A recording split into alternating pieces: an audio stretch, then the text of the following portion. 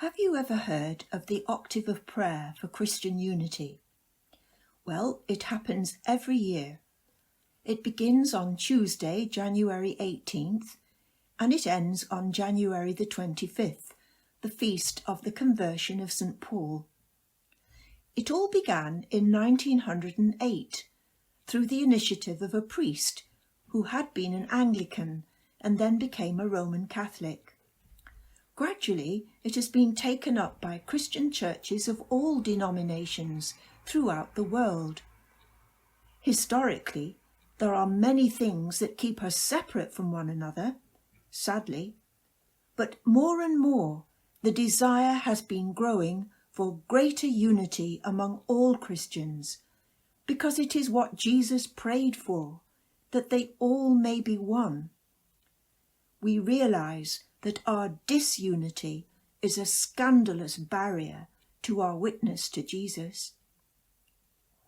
Each year, special resources for the Week of Prayer for Christian Unity are prepared by councils representing different Christian churches all over the world.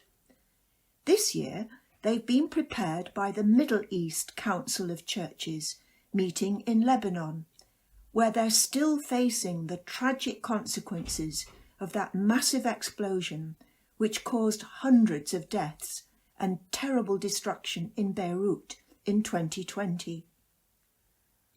For a number of reasons, they've chosen the theme of the star that rose in the east and guided the Magi, as we read in the Gospel according to Matthew.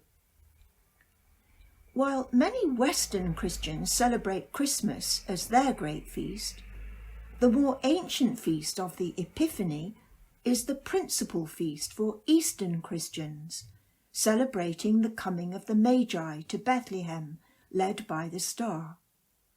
So, a focus on the Epiphany in our prayer together is the treasure that the Christians of the Middle East want to offer to their sisters and brothers around the world this year.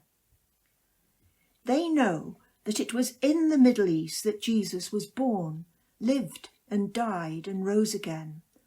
It was from there the apostles set out to preach the gospel to the ends of the earth.